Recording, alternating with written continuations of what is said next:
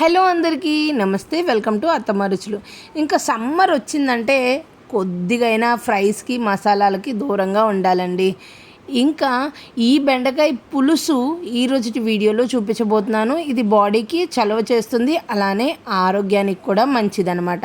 ఇది ఏ విధంగా ప్రిపేర్ చేసుకోవాలి, దానికి కావాల్సిన పదార్థాలు ఏంటో లేట్ లేకుండా చూపించేస్తాను, వీడియోని చూసేయండి. బెండకాయ పులుసు తయారు చేసుకోవడానికి ముందుగా స్టవ్ ఆన్ చేసుకొని ప్యాన్ పెట్టుకొని 1.5 టేబుల్ స్పూన్ల వరకు ఆయిల్ వేసుకోవాలి. ఆయిల్ నేను తక్కువ వాడతానండి, మీ ఇష్టం వచ్చినంత, అంటే 2 నుంచి 3 టేబుల్ స్పూన్ల వరకు వేసుకోండి. తర్వాత తాలింపు దినుసులు, అలానే వెల్లుల్లిపాయి, ఒక ఎండుమిరపకాయ కూడా వేసేసుకొని తాలింపు మొత్తాన్ని వేగగానే ఇందులోకి ఉల్లిపాయ పెద్దది ఒకటి తీసుకొని 3 పచ్చిమిరపకాయలు, 2 రెమ్మల కరివేపాకు వేసుకొని ఇలా దోరగా వేయించుకోవాలి. ఇంకా మీ అందరికీ తెలిసింది, బెండకాయ పులుసులో పచ్చిశనగపప్పు, మినపప్పు కూడా వేసుకుంటే టేస్ట్ బాగుంటుందండి, అందుకనే వేసుకుంటున్నాను. ఇష్టం లేని వాళ్ళు ఆవాలు, జీలకర్ర వేసుకోండి.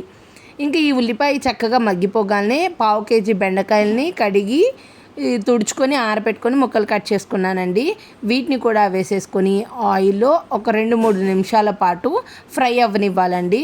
ఇలా ఉల్లిపాయలతో పాటు మగ్గడం వల్ల బెండకాయలో ఉన్న జిగురు పోతుందనమాట. అందుకని ఇలా ఒక 2-3 నిమిషాల పాటు వేగనివ్వాలి.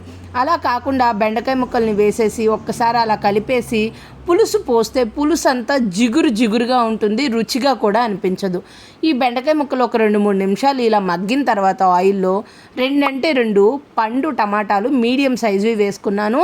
పెద్దదైతే 1 వేసుకుంటే టేస్ట్ బాగుంటుంది. టమాటా ఇష్టం లేని వాళ్ళు స్కిప్ చేసేయండి. ఇలా మూత పెట్టుకొని టమాటాని బెండకాయ ముక్కల్లో మగ్గిచ్చేసుకున్న తర్వాత ఒకసారి కలిపి చూడండి. ఇలా టమాటా మొత్తం చక్కగా గుజ్జులాగా మగ్గిపోయి ఉంటుంది. ఇలా కలిపేసుకొని ఇప్పుడు ఇందులోకి రుచికి సరిపడా ఉప్పు, 1/2 టీ స్పూన్ వరకు పసుపు వేసుకుంటున్నాను.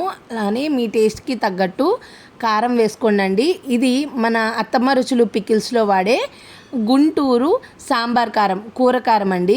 చాలా టేస్టీగా ఉంటుంది. ఇందులోనే మనం 2-3 రకాల మసాలాలు వేసి కూడా స్పెషల్గా హెల్తీగా పిల్లలకి పెట్టే విధంగా కూడా కారపొళ్ళు తయారు చేస్తాము.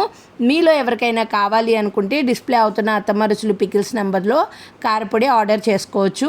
ఇలా ఉప్పు, కారం, పసుపు వేసుకున్నాక ఇలా బాగా కలిపేసుకొని ఒక 2-3 నిమిషాల పాటు మగ్గనివ్వాలి.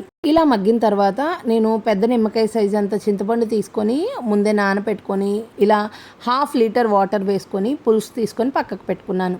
ఆ పులుసును కూడా వేసేసుకొని ఒక్కసారి బాగా కలిపేసుకొని మూత పెట్టేసుకొని పులుసు దగ్గరగా అయ్యేంత వరకు మనం ఉడికించుకోవాల్సి ఉంటుంది. చూడండి, ఇలా పులుసు అంతా దగ్గరకు అయిపోయింది. ఈ టైంలో నేను కొద్దిగా బెల్లం ముక్క వేసుకుంటున్నాను, ఒక చిన్న బెల్లం ముక్క. మీకు బెల్లం ముక్క ఇష్టం లేదు అని అంటే స్కిప్ చేసేయండి, కానీ బెల్లం ముక్క వేసుకోవడం వల్ల టేస్ట్ అనేది బ్యాలెన్స్ అవుతుందన్నమాట. ఇలా కలిపేసుకొని మూత పెట్టుకొని పులుసు దగ్గర పడేంత వరకు స్టవ్ ఆన్ చేసుకొని తర్వాత ఆఫ్ చేసేసుకోవడమే. అంతే అండి, ఎంతో సింపుల్గా టేస్టీగా ఉండే ఈ బెండకాయ పులుసుని కేవలం 10 నిమిషాల్లో తయారు చేసేసుకోవచ్చు. మీరు ట్రై చేసి టేస్ట్ ఎలా వచ్చిందో నాకు కామెంట్ చేయండి. అలానే నా ఈ వీడియోని లైక్ చేసి షేర్ చేయడం, నా ఛానల్ని సబ్స్క్రైబ్ చేసుకోవడం మర్చిపోకండి. Thank you for watching.